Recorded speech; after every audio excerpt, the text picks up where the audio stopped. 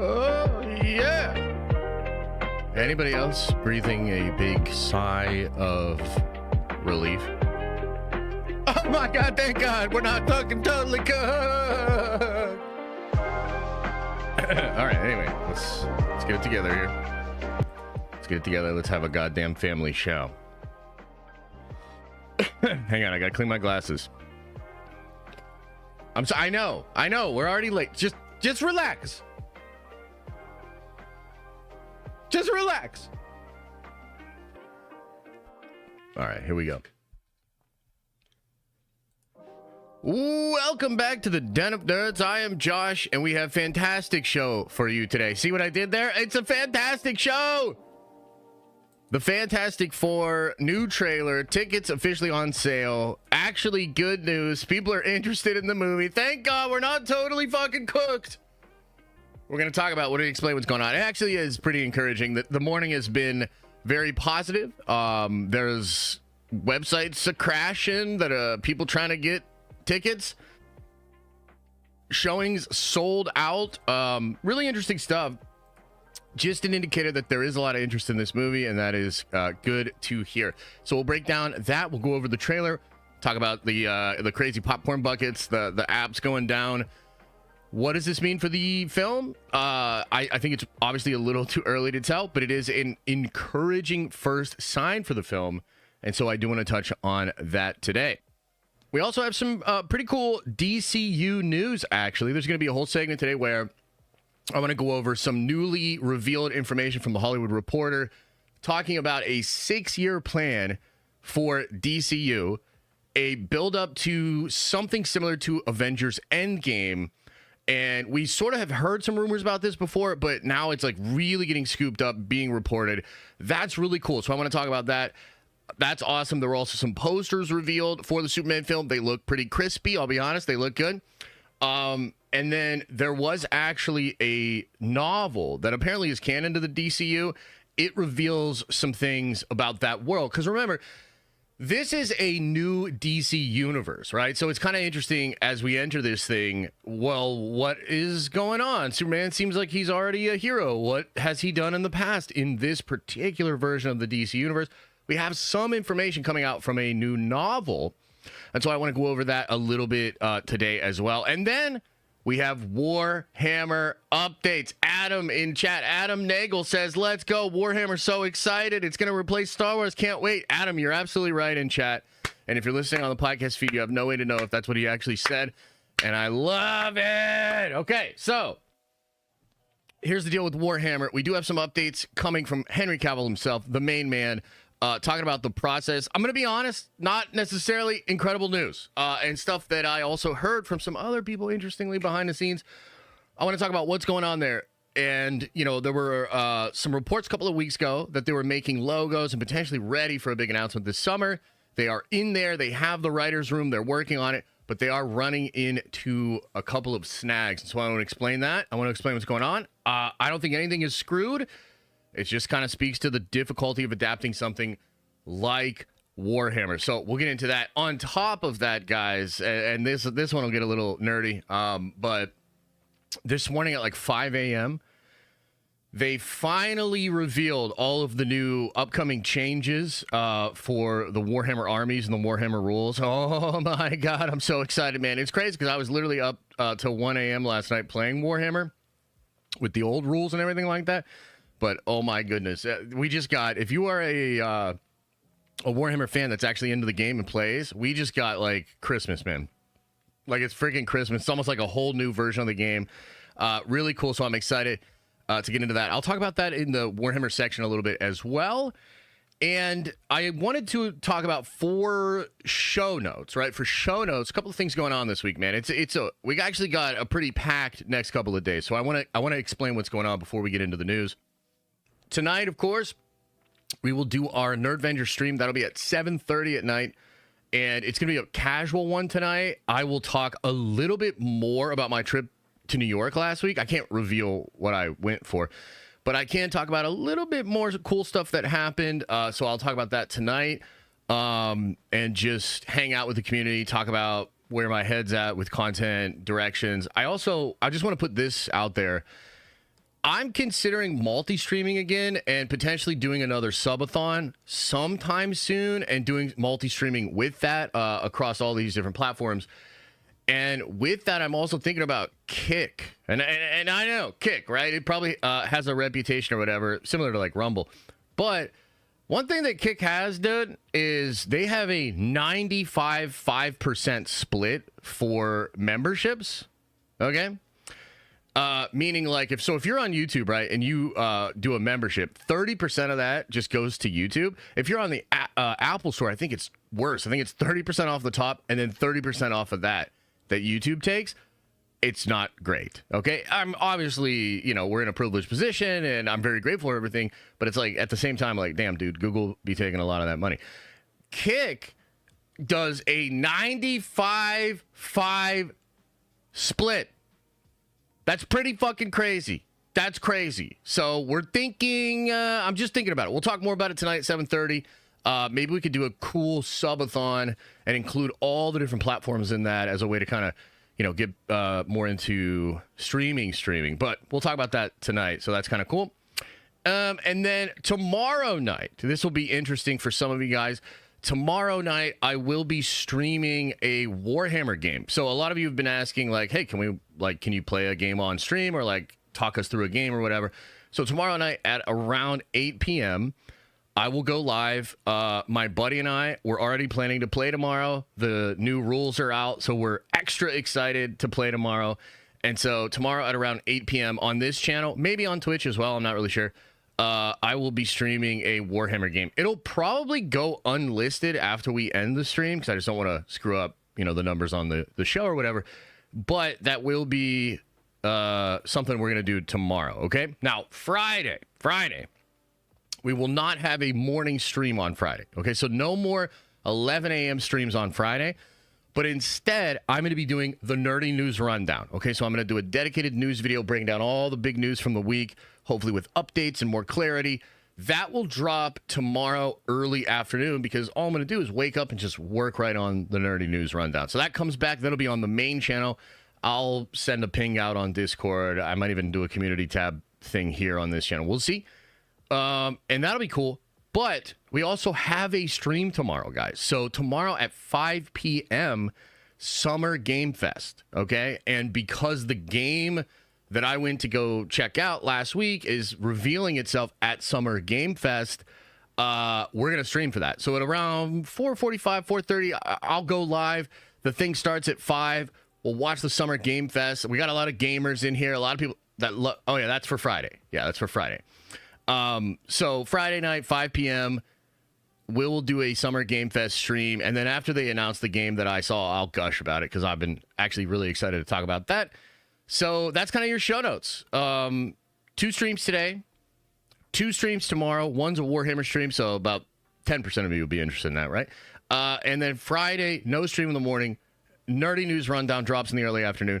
But then at around 4:30, 4:45, we will go live here for the Summer Game Fest. That's your show notes, man. That's what we're doing this week. And, yeah, I'm excited. I'm actually feeling like a kid in a candy store today.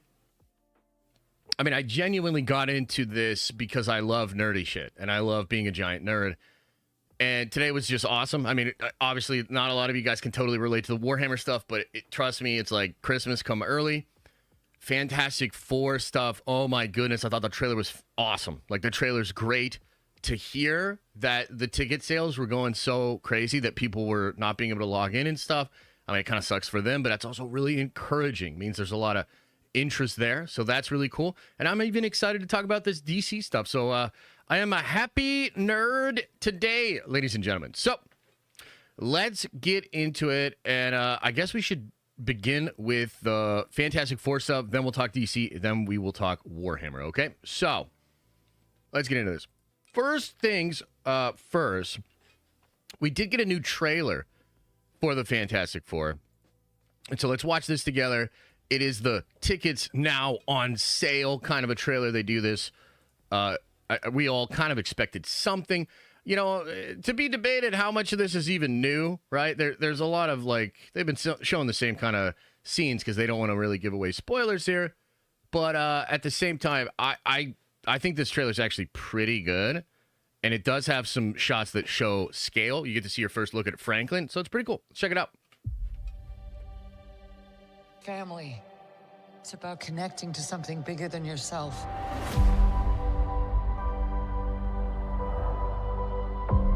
Whatever life throws at us, we'll face it there together. He is. Johnny, now!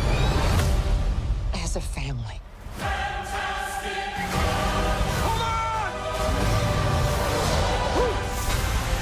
Today, we are your defenders.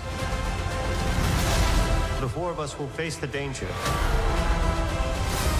And we will protect you. Is this guy good?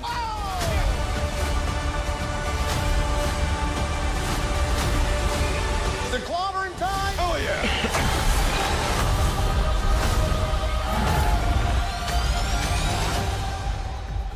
I finally knocked it off the list. List. The new spacesuits. I take back every single bad thing I've been saying about you. To myself. In private. He's good, man. He's good as Johnny. Really like it. Let's watch it through again. I'll point out some of the new stuff that we see. We've seen this shot before. By the way, dude, I just love the music here. I think Michael Giacchino just absolutely nailed it. The theme is perfect. It's like nostalgic. It hugs you like a warm blanket. It feels really, really good. Love the lines from Sue about family. It's about connecting to something bigger than yourself.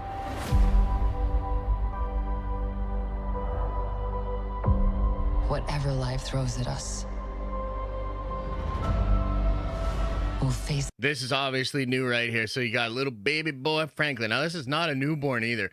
It's weird in movies, right? Because oftentimes, man, they don't really use newborns because newborns don't really do anything. They're kind of just there. So this is obviously not a newborn, but you could see a scenario in which this is a relatively newly born Franklin in the film. And it's just crazy. Like, he's just there, the little baby boy, and, you know, they're just kind of shocked and in awe of their child. As a parent myself, like, this is absolutely a relatable thing. You will sometimes just spend a long time just literally looking at your child, or like, I don't know. It's just a different thing. It's a different vibe, right? You will really appreciate these little moments. So this is, I mean, it feels absolutely real. It's absolutely intimate. But then, of course, there's this other crazy side of it, because Franklin is like godlike in power. So it's so, I love this juxtaposition. I've always been fascinated by the character of Franklin Richards. And I'll be honest with you, I'll give you a shout out to my buddy Rob. His Beyond Omega Level series from way back in the day, man, was one of the first things that actually showed me how powerful Franklin was. Rob had some content about Franklin. It got me really, really interested in the character, because I love that, like, super overpowered, you know, kind of stuff. Very Marvel. And, you know, went in and read Hickman FF, the Fantastic Four. Read a lot of stuff with Franklin and love this character, dude. Absolutely love this character. It's so cool that he's just a child, but he's also, like, so godlike. So when Franklin's really young, he creates pocket universes. He can create entire dimensions. There's a moment where he actually ages himself up. You know how, like, kids, when we were kids, we all wanted to just grow up and be adults. So Franklin, like, is so powerful, he actually just does that, right? Like, he just does that, ages himself up. Then he realizes he's not actually ready to be a grown-up and, like, ages himself back down. So it's a fascinating character, and I'm so glad that they chose to put him somewhat at the front and center of the film. He's a very important character to this overall film. It would appear he is a very important character to Doom and Doom's plan and Doomsday and all of that. So very, very cool. Also, does seem like he will be a mutant. I know this is a big thing because in the comics, he was originally introduced as an Omega level mutant.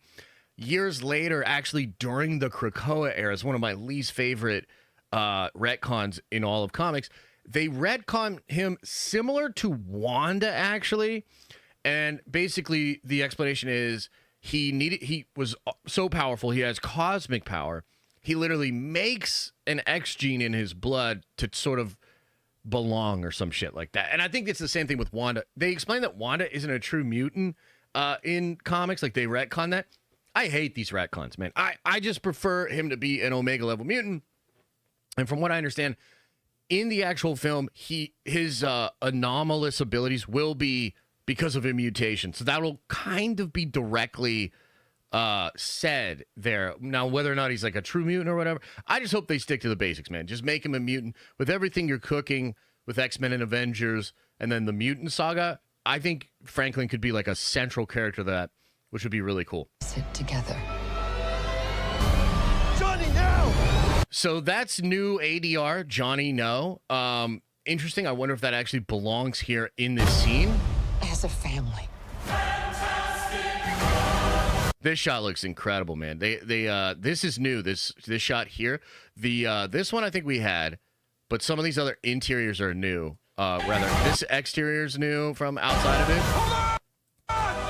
That ADR is new, but these internals are new as well. And I'm telling you, the shit looks so crispy, dude.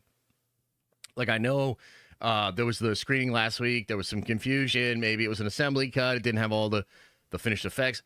What we're seeing here, man, this looks crispy, dude. Like, that shot looks great. And I love the scope and the scale of it. It was one of the things I was kind of just missing from some of the other shots to me.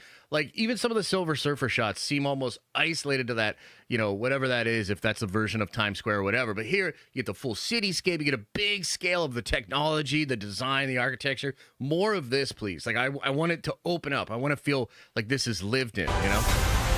Today, we are your defenders. Yeah, like that shot there, it's good, but you know what I'm saying? Like, it kind of feels like a set. Like, it's, you know what I mean? I don't feel like I'm in a city there. The four of us will face the danger. And we will protect you. Is this guy good? That's ADR too.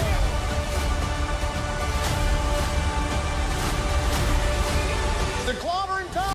Okay, we gotta talk about this. Is it clobbering time? Okay, so this, oh man, I don't want to get anybody in trouble. Okay?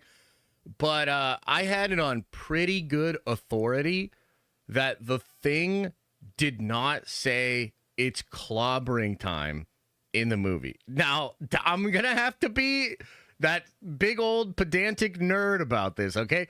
Is it the end of the world that he wouldn't say clobbering time in the film? No. Okay, it wouldn't be the end of the world. Would I have bitched and moaned and complained and made a big stink of it? Yes, because I am that fucking guy, okay? I am that fucking guy. So look, I'm just going to be honest with you. I was ready. I was ready to be mad, okay? He technically doesn't say it himself here, but I got to be honest, I will take this. And I think this is ADR. I think this is something done more recently because, you know, again, they've been testing this thing. They've been trying stuff out. I can't explain how I know that he doesn't say it in the movie, but like, I really know that Marvel, it wasn't just that he didn't say it. It was that some collaborators with Marvel were assuming he would say it and were potentially like, I don't know, making merch or designing things that had it's clobbering time on it. And Marvel literally had told them, like, no, he's not saying it. Don't do that. He's not saying it. And I was like, man, like that. Oh, man. Yeah, and I think, as Adam's pointing out in the chat, I believe the actor himself spoke to this as well a little bit in an interview. So, I don't know. He probably still doesn't say it. But this, like, is it clobbering time? And him saying, yeah, I'll take it. Hopefully that's not just ADR for the marketing. Like, hopefully that's actually in the movie. Yeah, I'm sorry. I got to be that guy. Oh, yeah!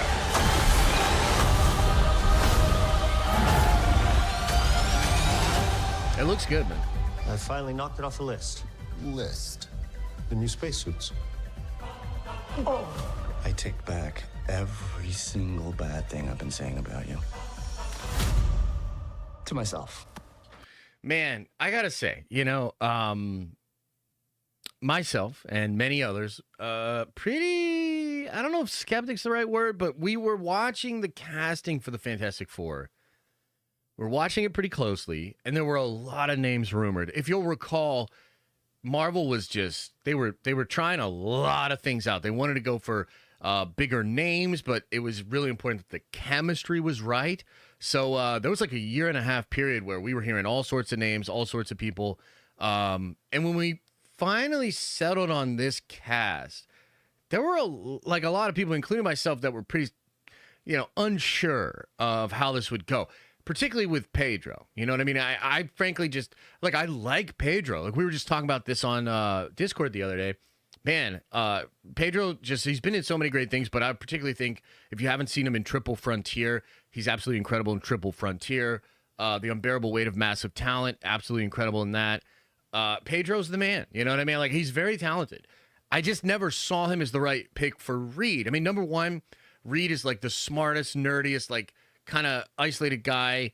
And I just never really saw that with Pedro. I never saw him portray that exact archetype before. And so I was a little skeptic of that. And then, frankly, the other thing that bothered me a little bit was Pedro's this really handsome, stylish guy and the mustache, right? And everybody's like, why does the mustache bother you? Well, because Reed does not have a goddamn sense of style at all. He is a disheveled nerd that is overthinking things to the point that he's not in the present. So, you get a guy like Pedro Pascal and he's got his famous mustache on, and I'm like, that's a stylistic choice that I know the character would not make, because that's not who he is. He is not a fashionable or in-touch guy, not even maybe that aware of other people. He's almost like antisocial in the way that Reed does not give a fuck what normies think about him, right?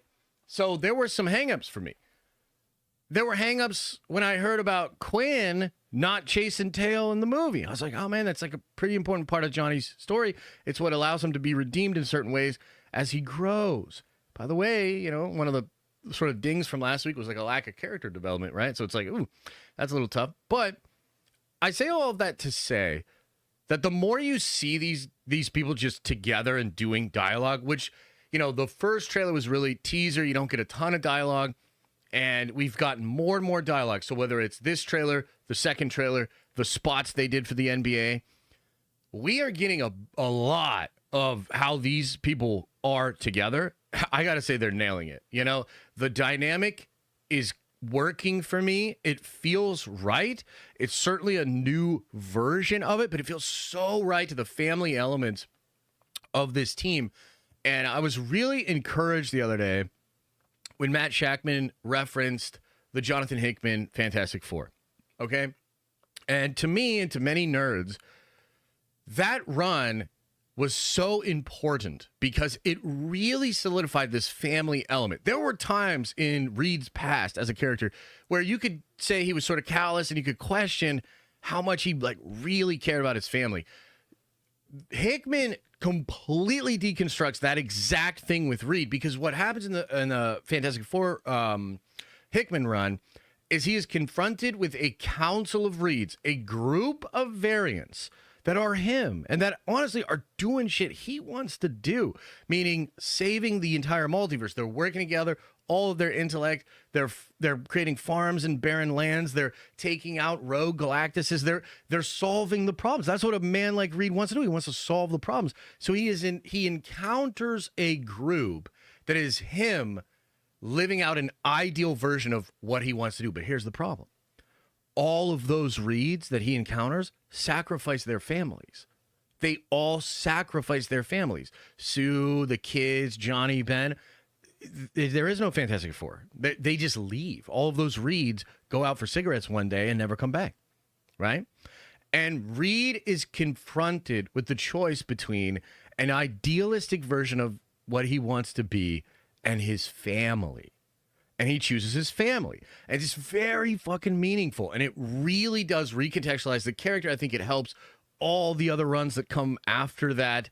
It's a very influential, big thing in comics. So I was really encouraged to hear Shackman, understand that and speak to that. Now, I don't necessarily think you're getting Council of Reeds in this thing. Maybe in some post-credit scene stuff, maybe some teases here or there. But the family side of this is coming across. It really does feel like he's tapped into that, at least that same vibe. And with Franklin there, you obviously have family on a sort of different level, which was also an element from Hickman's run.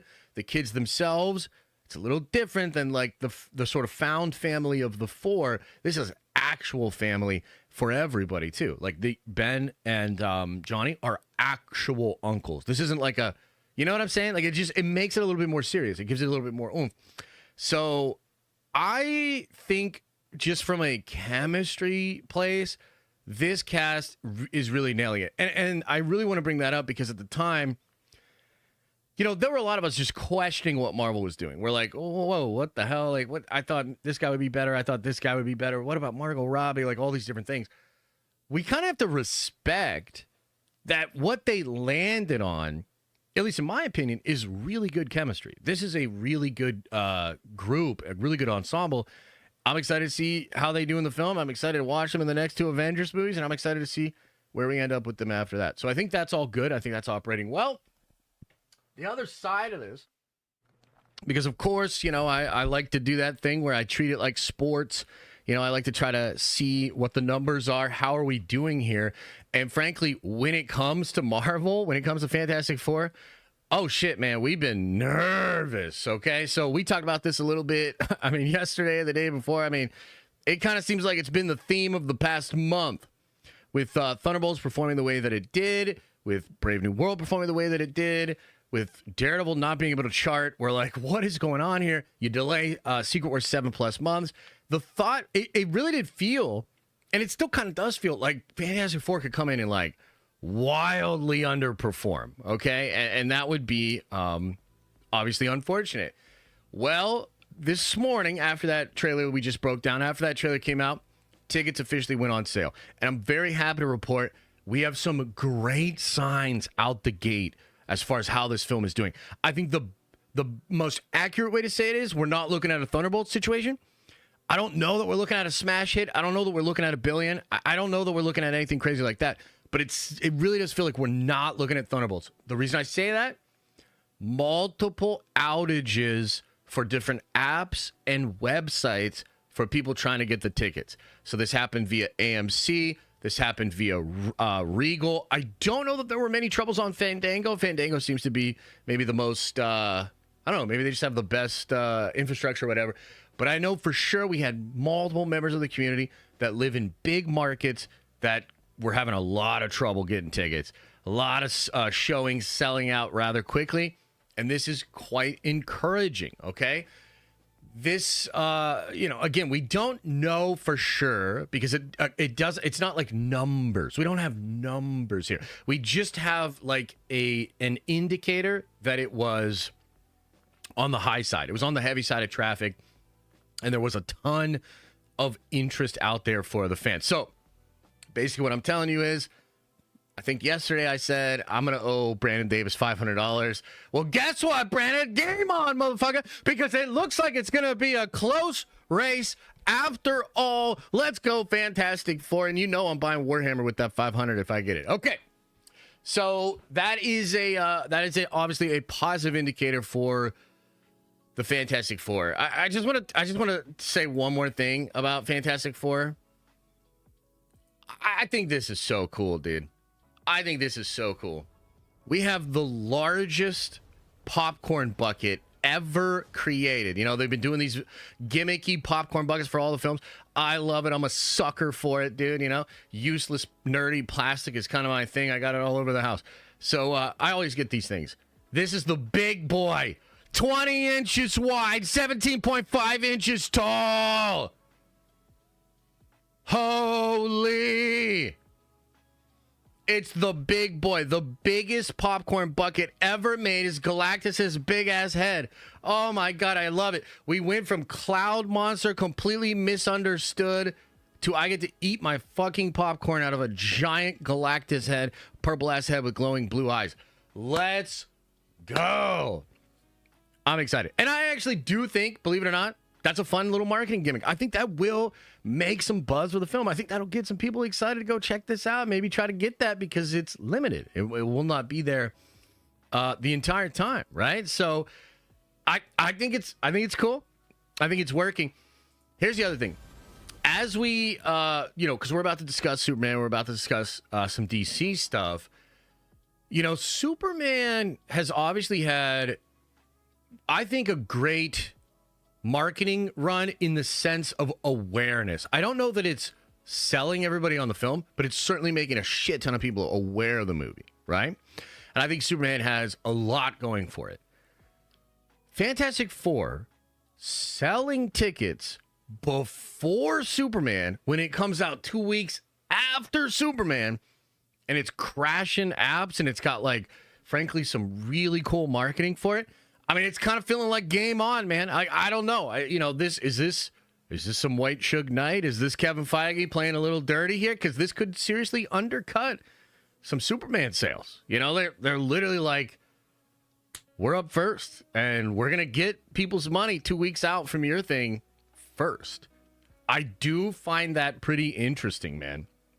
I do find that pretty interesting. So, good news for the Fantastic Four. Good news for the Marvel fandom. I've seen some people, and I don't know because we got to wait. I think after today, maybe as early as tomorrow, but definitely by the Nerdy News Rundown on Friday, I should have some long-range box office tracking. They will have some data on these ticket sales. They'll be like, it sold this many ticket sales, which is below this Marvel movie, but above this Marvel movie or some shit, right? So we'll break it down a little bit more. But this is a pretty strong indicator out of the gate that we are not looking at a Brave New World. We are not looking at Thunderbolts. We're looking at something much better. Fantastic Four has certainly captured more attention and interest. And if this movie does really, really well, it kind of suggests again that the Marvel fandom is just kind of lying in wait, and they're making decisions about what Marvel movies to see. And if the right things are in one of these films, huge amount of people are still going to check these movies out. I'm saying that could be what we're about to discover. We don't know for sure. This is a very shaky time for the industry, for this space in particular. So I just want to bring that to your attention. Great morning. Great first push here. If you're a Marvel fan like me and you've been like really worried about this shit, and you're like, oh my God, bruh, this is great. This is great. And this is great fucking news. Okay. So, yeah, that's all the stuff with the Fantastic Four. And again, we'll see, because I think we'll get more updates about all of this kind of shit. Because I think they want it to, obviously they want to put those numbers out there, want to get people excited. You know, it's that social proof conversation. I know some of you guys get mad about it, but like legit, there are probably people this morning more interested in getting a ticket for FF because they understand it's selling out and crashing websites. It's like, you want to be a part of the thing, man. That is what happens. It's like the snowball effect of the zeitgeist. You want to be, I mean, that's social proof matters. Numbers matter. Okay. All right, speaking of numbers, let's talk about 6 years. James Gunn, he's got a plan, man, and it's starting to leak out. According to the Hollywood Reporter, DC Studios has a 6-year plan. Remember when Gunn said he had a 10-year plan? Maybe he does. Maybe it's just this and then 4 more. 6-year plan that will culminate in an Avengers Endgame style event. Okay, this is good to hear. This is good to hear. It had been a while since James had spoken about this, or since anybody from DC Studios had made any mention of this. It was starting to feel like, frankly, from my perspective, because of the things we heard about Superman, it was starting to feel like maybe Warner Brothers was like, I don't know, like, let's wait and see. And to a degree, they probably are. They probably are waiting to see. You know, they have already greenlit 2 Cape projects, essentially, in this universe before this movie even gets into theaters. So Superman comes out, you know, a couple of weeks from now, maybe 4 or 5. And then you have Supergirl, which is filming. That's supposed to drop February of next year. I'm excited for that. It looks really cool, actually. And then you have Lanterns. Lanterns filming right now as well. This is going to be like an HBO Max style Lantern, more serious tone show. Okay? But Gunn did have a whole list of projects, right? So whether it was the Paradise Lost thing, whether it was the Blue Beetle thing, which is something he kind of teased, whether or not it was Sergeant fucking Rock, or, you know, Batman Brave and the Bold, There's probably others that I'm missing too. They kind of had a bigger game plan, with some of this stuff. And it clearly has just not worked out that they're doing all those things, right? And so, we saw Gunn kind of get a little quiet about this, not talk about it as much. I think one of the only things he said was, if the scripts aren't ready, we're not going to do it, which is, fair. But at the same time, you don't have to announce the things and put the logos up either, right? So I was sort of questioning myself personally. I was like, okay, is he actually building up? Like, does he have a plan for something that will be Thanos level? Because, Thanos coming in at the end of Avengers, the first one, like, that was like planned, but not like exactly the way you think, actually. By the way, when we did our deep dive on MCU, we realized that Brian Michael Bendis actually was one of the people that just wrote a bunch of crazy post-credit scenes for the first Iron Man, and they land on the one with, Nick Fury coming in. And so even that was kind of like last minute, but it ends up developing into a thing. Like, Marvel's true strength was their ability to like soft commit to stuff and then shuffle and make it look like it was all brilliantly planned. And that includes Thanos.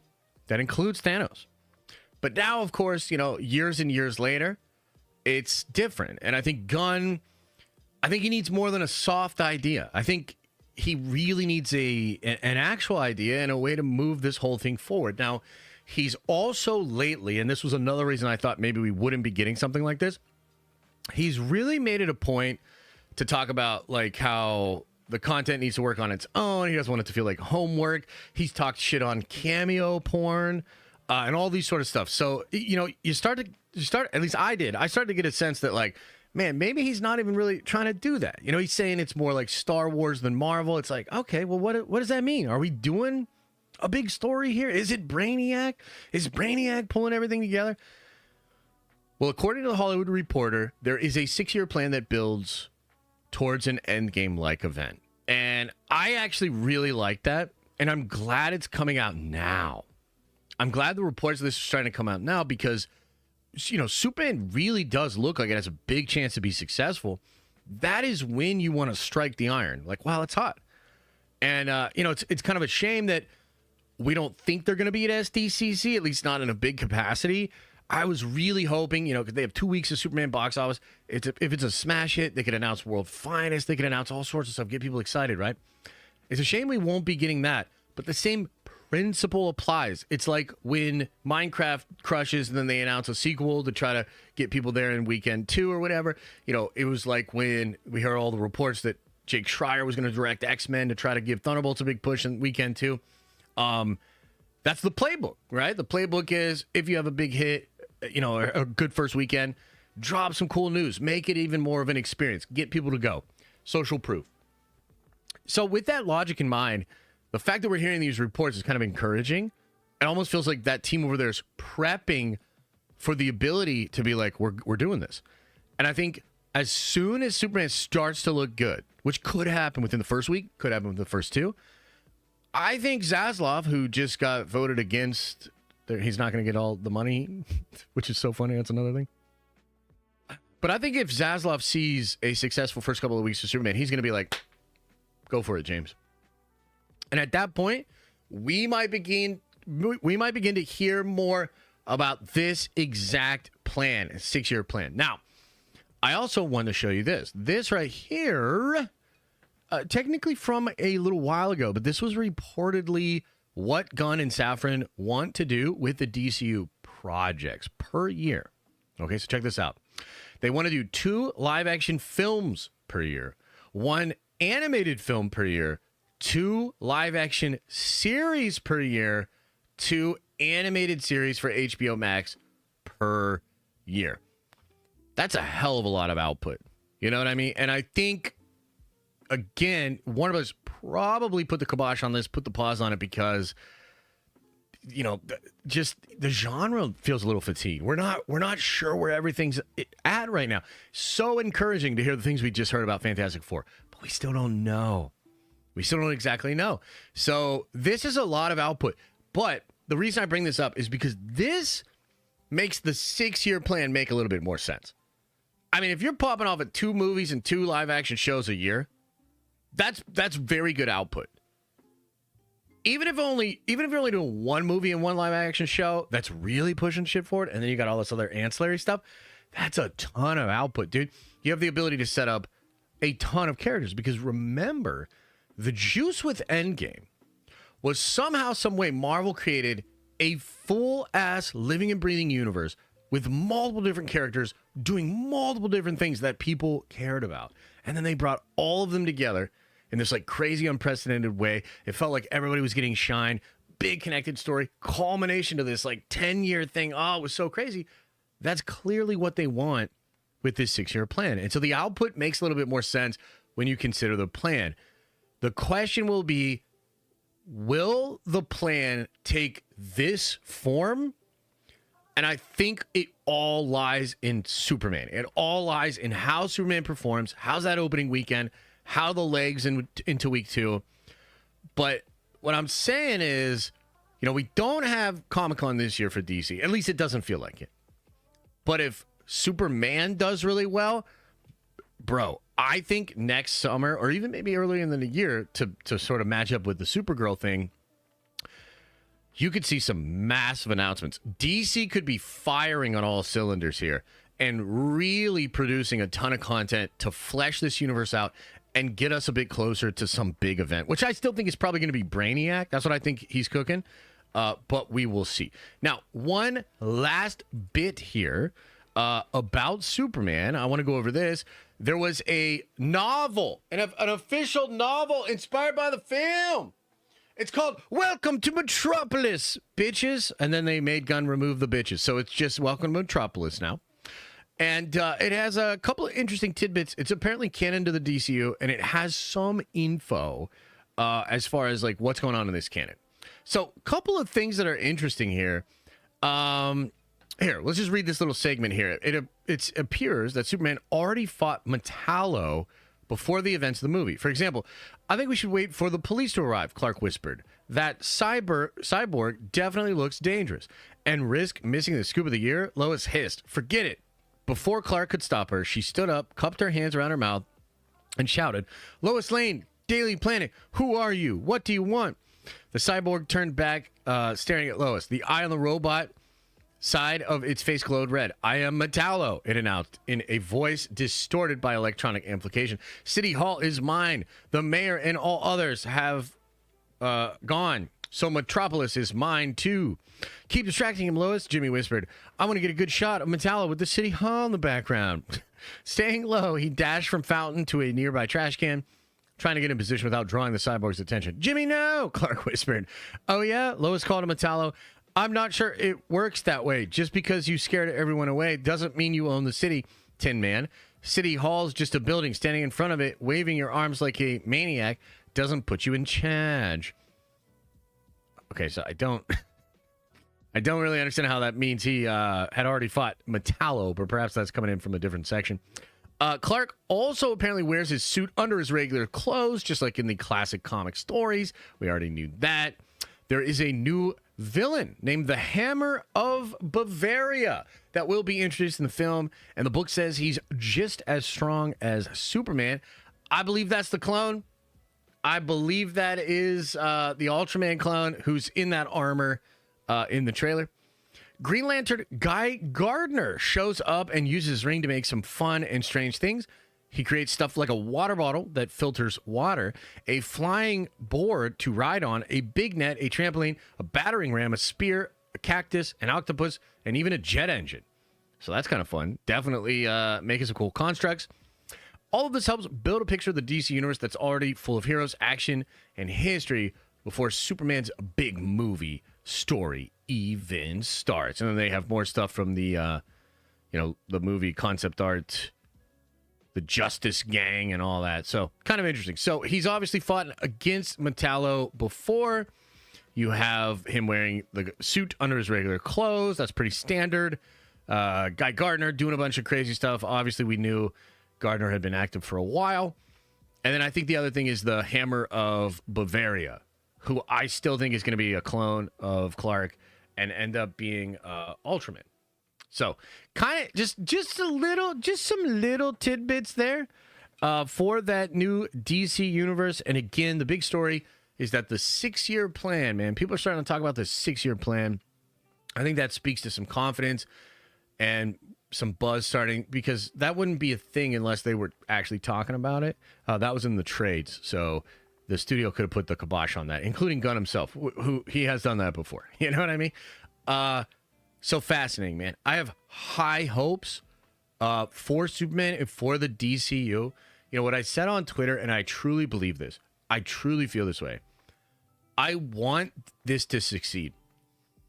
DC deserves to be seen this way. They have incredible characters, incredible mythos. They have some of the best villains, dude. Their villains are dope as hell. DC deserves to be seen this way.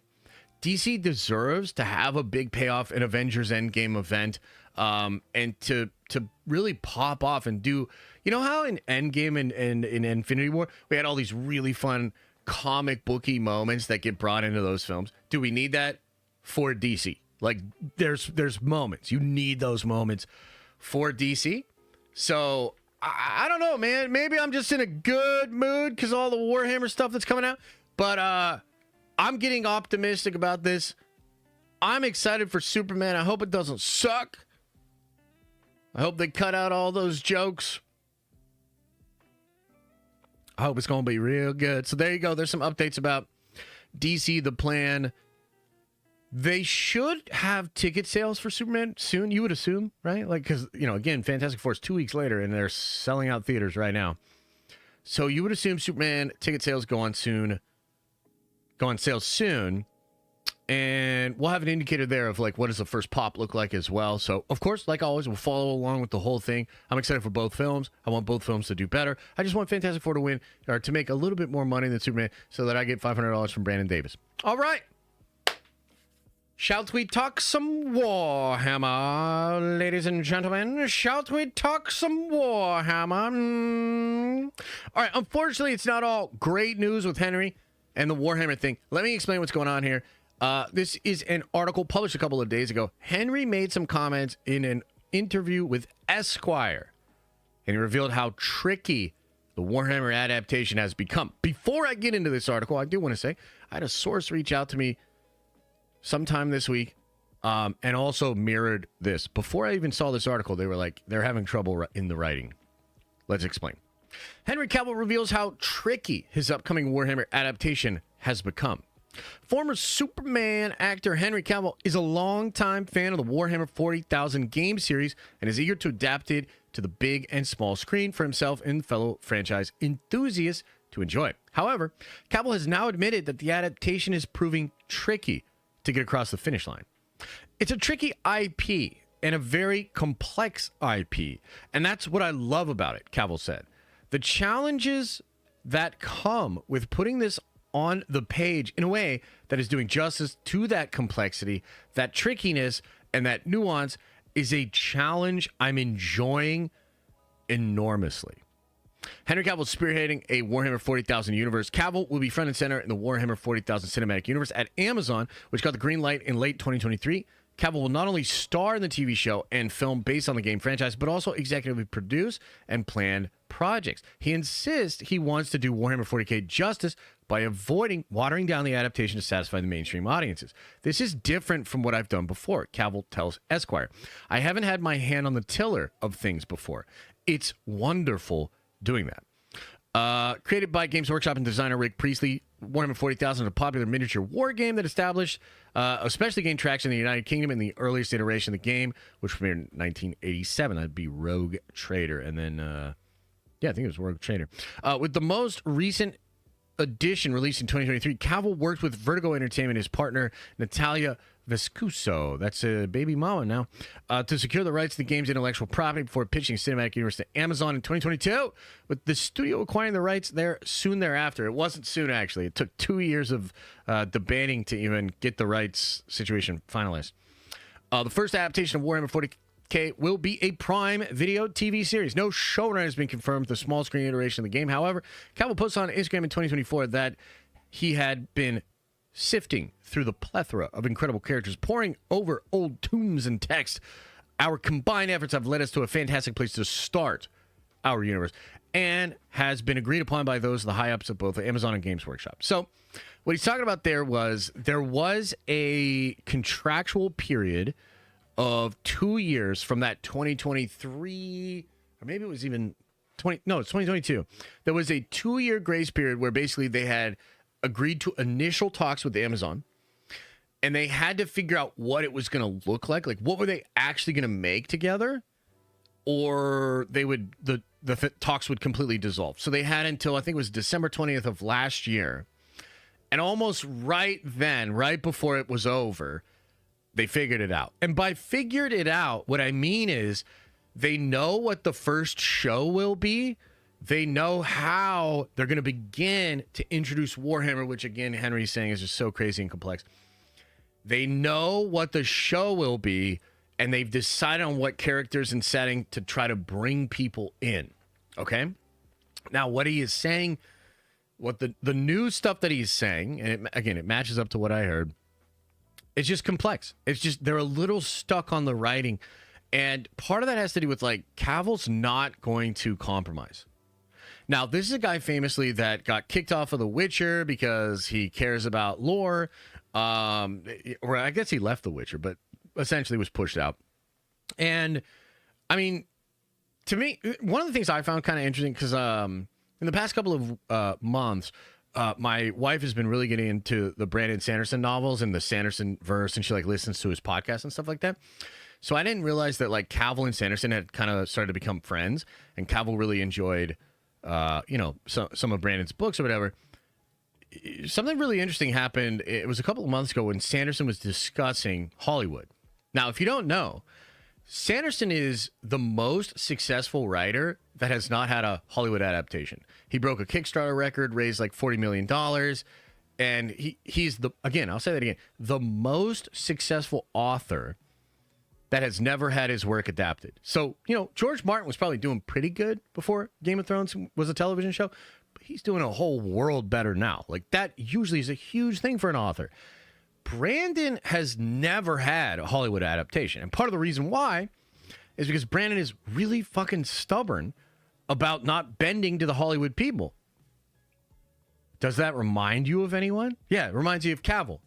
I was shocked to hear come out of Brandon Sanderson's mouth that he considered Henry Cavill to be a visionary, and to say that what happened with The Witcher was tragic and they should have listened to Henry Cavill. And so I say all of this to say that Cavill has been living and breathing Warhammer forever.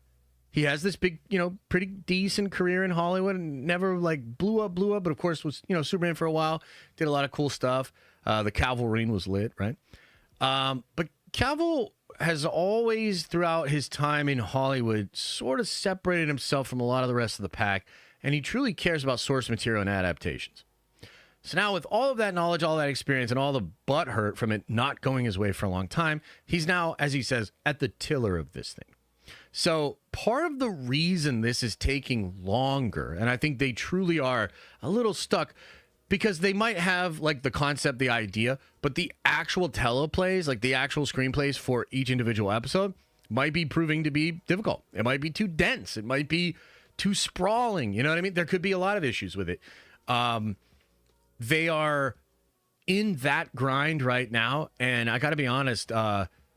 It seems like they're. It's like a Warhammer thing. It's just going to take some time, right? So I had said about a month ago that I heard they were making logos for the show. And that's true. They're making logos for the show. There's a whole marketing thing that's going on. I was very hopeful when I heard that shit about the logos. I was like, oh man, maybe they'll announce something in the summer. And they still could. But if they do, don't expect it to be we have a release date and all this, because it does kind of seem like the script writing is a little tricky. And I would expect them to probably need and probably take an entire year. This first one is so important. You cannot screw this up. The first one is so important. So we don't really know the scale of this. We don't really know the characters, the project, the time period exactly. We just know it's what they decided as a unit. That's Amazon, Games Workshop, and Henry. They decided this is the direction to bring people in, and they're working on it right now. And they need it to hit. So just want to give you that update.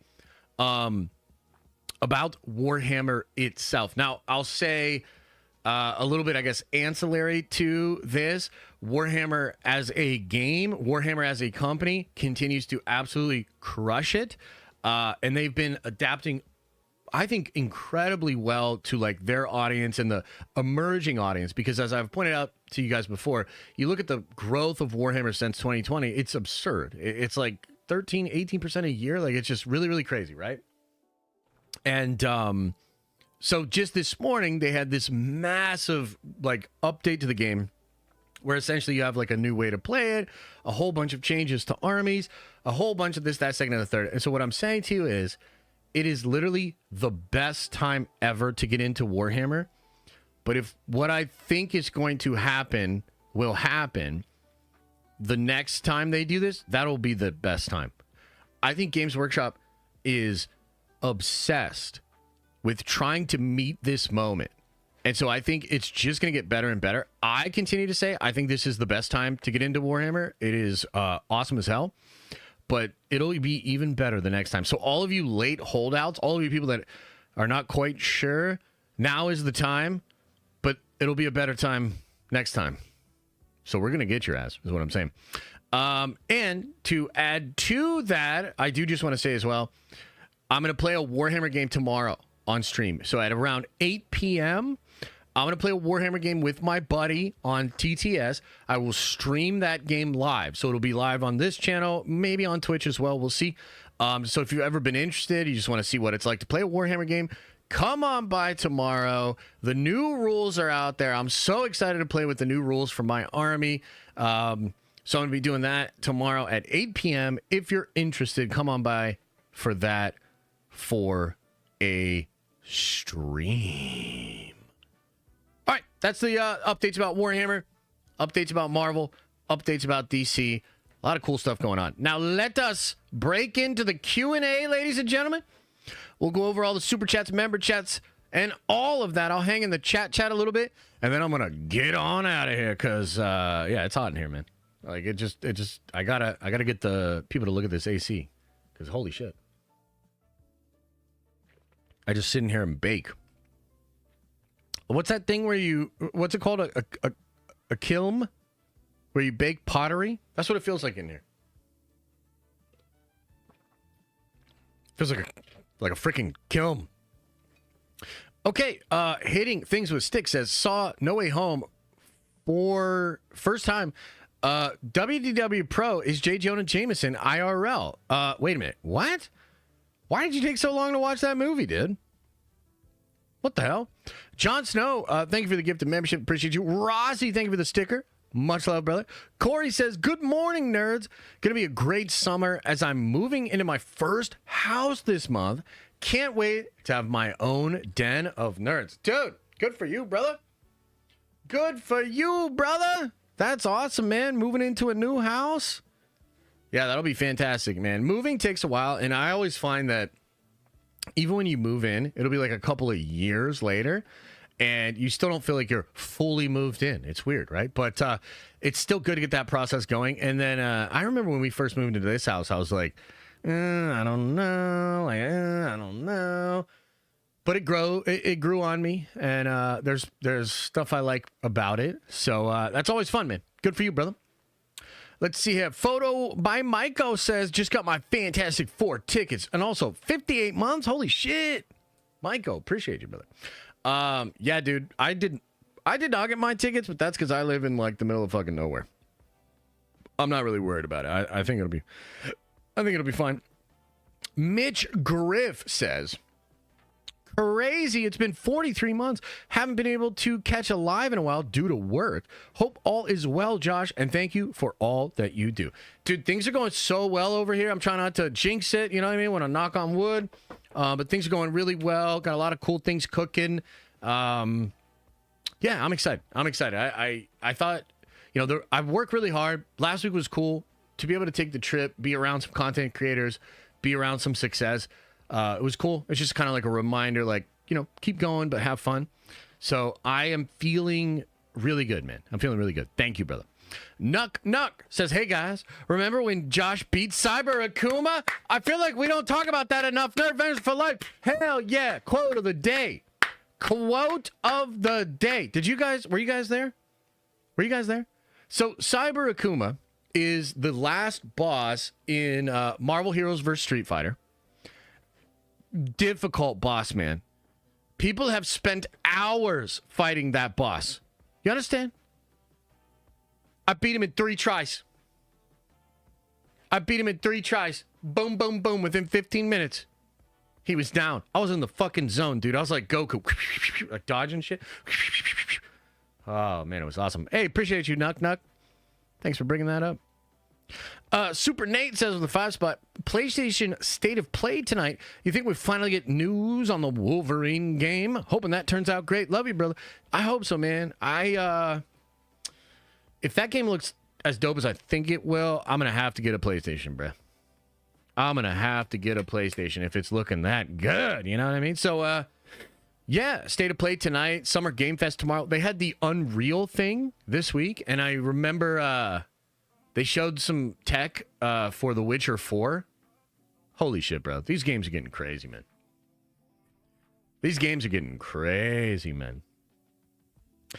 Joshua Campbell Bluegrass says, I can't watch tomorrow night. Can you play another night? I mean, I'll definitely play other nights. Will I stream them, though? No, probably not. I will unlist the stream, Josh, but you can still watch it on the replay. I'll give you the stream, give you the link if you ask me in Discord. So, yeah. That'll be all right. You're busy tomorrow, huh? Scott says, F4 to the moon. Oh, hell yeah, brother. I'm feeling it. I'm feeling it now, Mr. Krabs. Zacatech88 says, if you have to guess projections opening weekend with apps crashing, etc., what do you think it'll do? I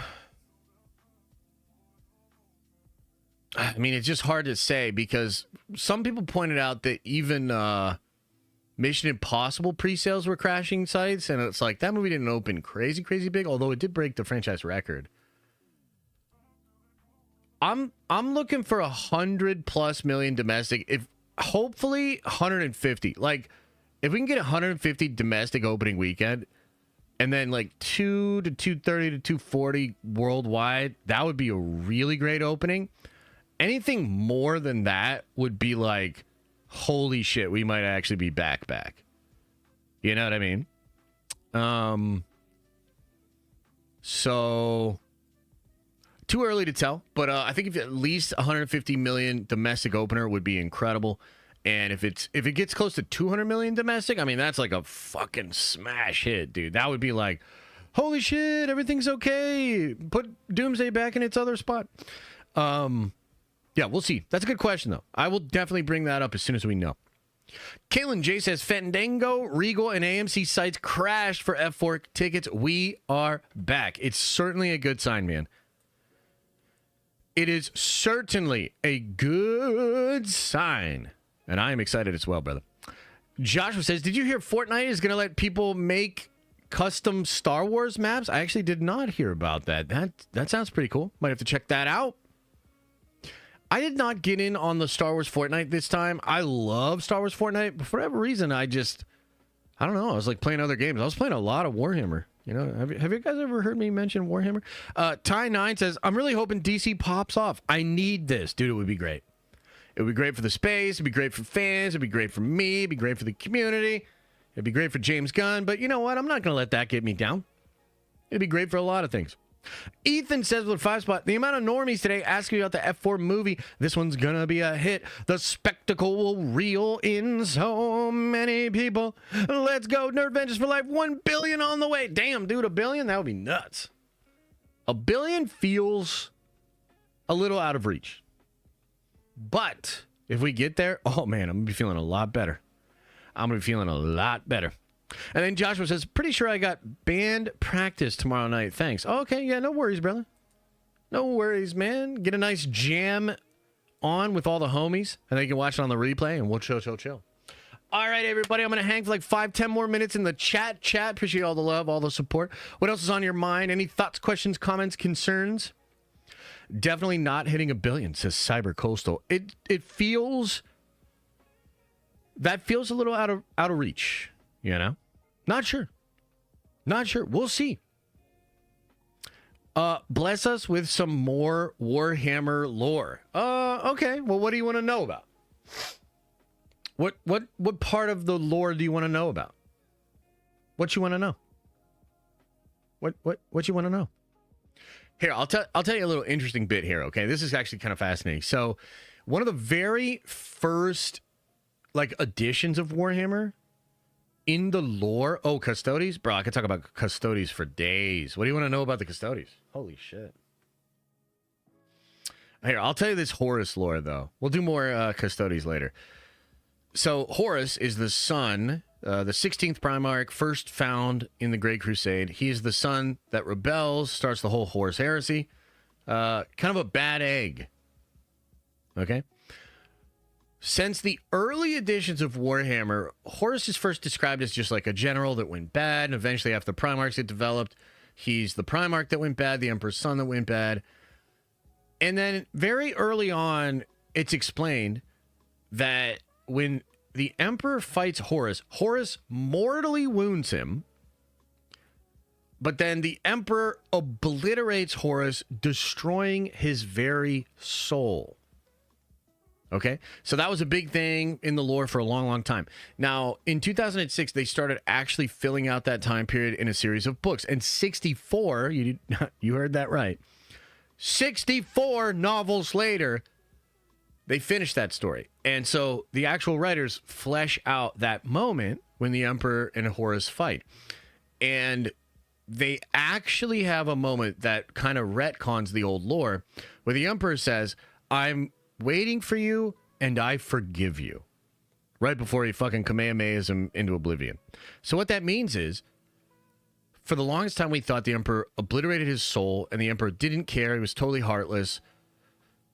But in that moment, it is as clear as day that the Emperor cares, that he forgives his son, and that he is waiting for Horus in some capacity. Is that him waiting for his soul in the warp? Is that him waiting for Horus to return to the setting and replace his father on the Golden Throne? There's like a lot of cool rumors about it. But it was something that happened last year that really shook the Warhammer fandom, where people were like, wait a minute, he didn't obliterate his soul? Wait a minute, he's waiting for him? What the hell? So yeah, that's a little tidbit. Kind of cool.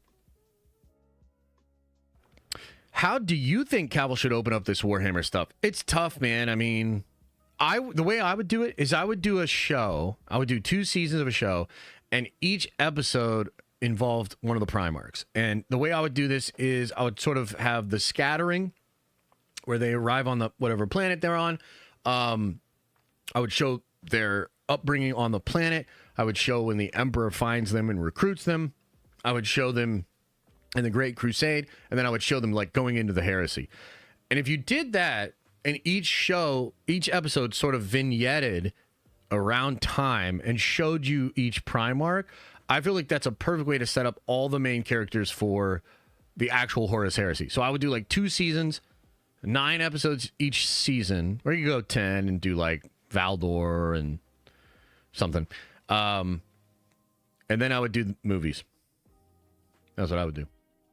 George Hambley, appreciate you, brother, says, appreciate you, Josh. Having a rough time mentally moving into this first house. Needed this stream. Looking forward to these summer movies. Aw, man.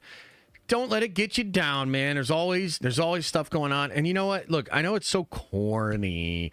Everybody's going to say, oh, he's so corny. But the way I look at it, man, I have a kind of like a simple ethos when it comes to like mental health and your well-being. I think that the world is so complicated. There's no shortage of complications, details, nuance out there in the world. However, the answer is usually just as simple as love. And one really good way to shift from an anxious, upset mental state into a loving one is to start thinking of things you're grateful for. And if you start thinking about things you're grateful for, and then you try to, you could fake it at first. Maybe you're still depressed or still sad or anxious. Think of some things you're grateful for and really try to feel it, man. Really try to feel how grateful you are. you'll find that the more you do this, you'll actually shift into a truly grateful perspective. That is one of the only ways I have found to shift out of a destructive, negative mindset into a more loving, positive, productive mindset. It sounds super corny, but love is actually the answer. The world wants you to think that the answer is really complicated, but that's just because it wants you to be less powerful. The truth is, it's actually pretty simple. Love is the answer. Damn, that's crazy. Sounds so corny, but it's true. X9008 says, look, Josh, 8 months. Remember the time Bobby Boucher showed up at the halftime and the Mud Dogs won the Bourbon Bowl, do you? I don't. I have no idea what you're talking about, dude. There's probably a reference or a joke or something. You know, maybe Waterboy. I don't even know, man. I don't even know. But, nah, man, I'm missing whatever that is right over my head. Love is a battlefield. Yeah, exactly. I'm sorry. I'm sorry. Waterboy? Okay, yeah. It kind of sounded like a little Waterboy, yeah. Water sucks. It really, really sucks. That's some high-quality H2O. Yeah. Man, I haven't seen the Waterboy in a long time. Dude, new Happy Gilmore looks pretty good, though. I need to read One World Under Doom. I do. I need to catch up on all my comics, man. I need to catch up on all my comics. Are you going to help me getting started with War Mallet? I mean, Warhammer? Can't judge until I play it. I mean, I'll do my best, man. Unity updates? I should have some more colored pages for Chapter 3. So we're in a holding pattern. I can explain this to you simply. I'm basically, man, I have to move on to new creatives. The current team is very talented, but the reason we're so delayed is because of them. And there's just no way around it. Like my colorist is working for McFarlane and doing some Spawn books, and I totally understand it. It's a big deal. It's really important for his career. But like, he's been paid for work that I don't have. And, so I already moved on to a different illustrator. I'm moving on to a different color as well. But I'm stuck in a situation where I need certain things colored in Chapter 3 so that then my new colorist has reference because he's already into Chapter 4. So we're at a weird spot where we're stuck, but I'm truly hoping that after this third chapter is done, when the new team is fully in control, I think we will be moving much faster. So hopefully this is the last part of the delay. And I know it's felt fucking agonizing. And to be honest with you, like, some of these people are like embarrassed by it and shit, and they should be. Like, there's no way around it. This, I really like this guy, I respect this guy a lot, but the delay on this work is unacceptable. So we're moving on. But I'm kind of stuck in a spot for now. And hopefully that changes and we can move on, because Unity's awesome, man. I love Unity. I think Unity, by the way, a lot of Warhammer vibes in Unity. I don't know if you noticed, a lot of Warhammer vibes in Unity, but yeah, it's gonna be good. My kids need something to do over the summer. They love coloring. Oh, dude, get them into Warhammer. Some painting. Hell yeah, man. Putting some models together. Oh yeah.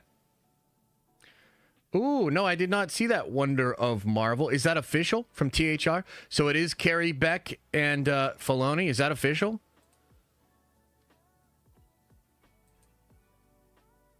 Or is that a troll?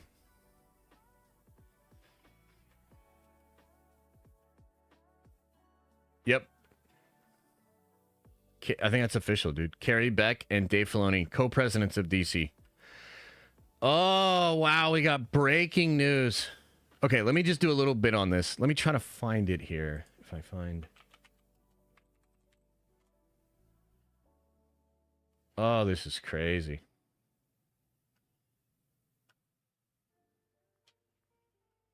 Where's the THR article? Can somebody link it to me?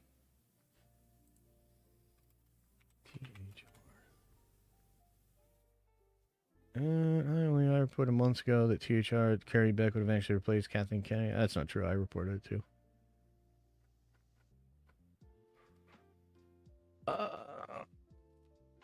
Okay, it's not official, but it says... is it official? I can't find it. Where's the fucking link?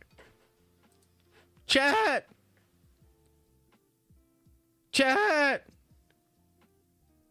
Oh, Jeff Snyder's saying it? Well, where's the THR article then? Is there not a THR article about it? Sent you the link in Twitter? In the DMs? I don't see it, brother. Where'd you send me this?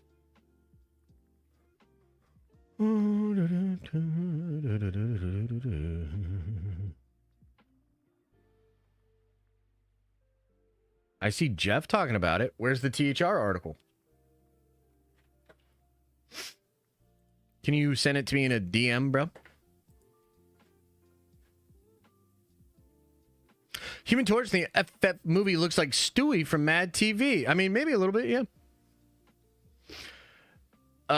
Joshua says, well, Star Wars is cooked. I mean, I will say this. Yeah, I don't see an article, bro. So we're going to just get out of here. If it drops, let's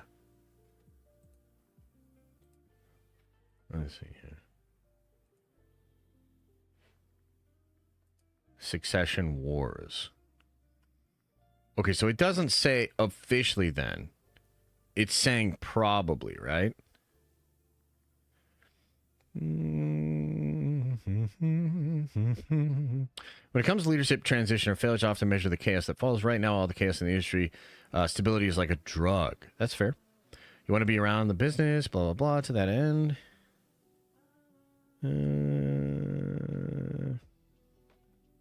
This is a sprawling article. This is too much. Let's see here. This is stupid. Who's gonna read this?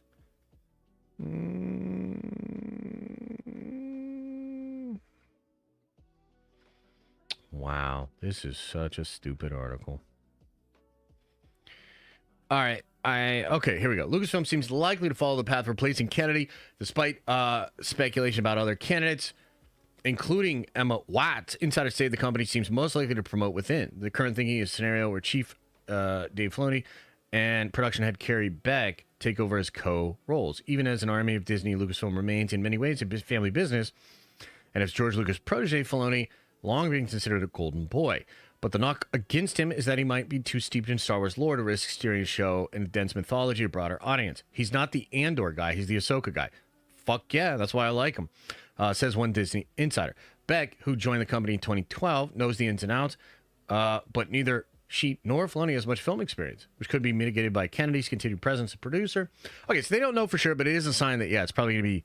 So this is not an official announcement, guys, so I'm not going to do a full piece on that.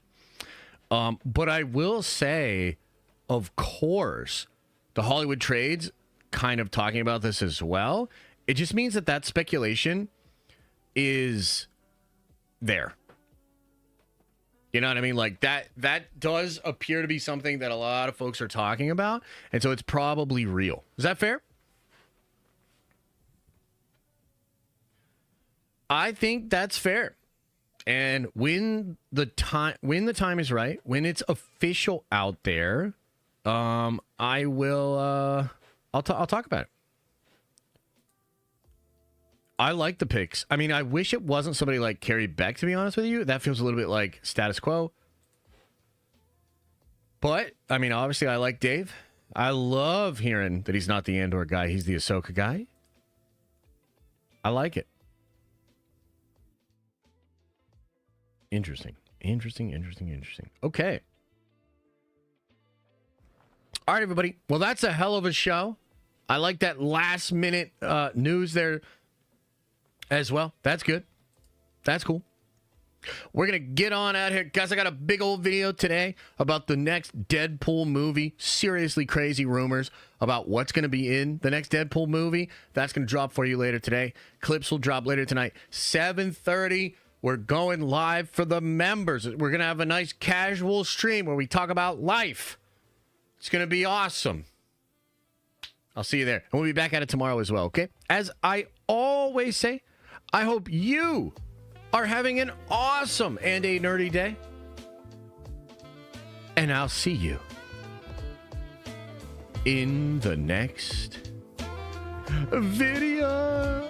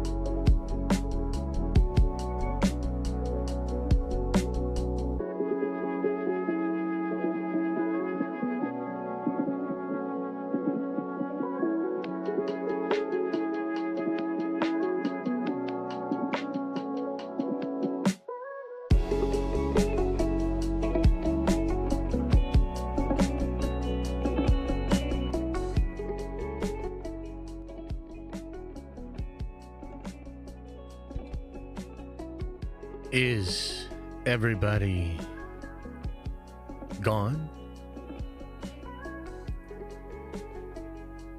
Did everybody leave? Oh man, I thought that was a good one. Actually, good news for the Fantastic Four. That is amazing. I can't believe it, but I'm actually starting to get excited for the DCU. And even though the Warhammer news was like, still hype, and I still got to talk about Warhammer. Hell yeah. Let's see here. Josh says, I like Dave, but Carrie will hold him back. It's possible. She'll also try to keep KKBS around. It's possible. It's possible. It's not the best pick in the world, but I told you guys it wasn't going to be John, man. He's out. He is over it. So we'll see. I mean, the one thing is Carrie has worked a lot with Dave, and she's worked on a lot of Dave's shows. I think she has an affinity for the Lucas stuff as well. So it's actually potentially not super bad. I don't know. We'll see. We shall see. And nothing is finalized yet. It is really interesting to see that out there, though, with the Hollywood trades reporting it. That is pretty... it's pretty interesting that they're even talking about it. Wow. Wow. Crazy. Alrighty, everybody. Much love. Appreciate you as always, man. I'll see you guys tonight at 7:30. Big old video coming. And we'll be back at it again tomorrow. Oh, my God. There's so much going on. Do me a favor, though. Open up your third eye. And wash out your stinky butt.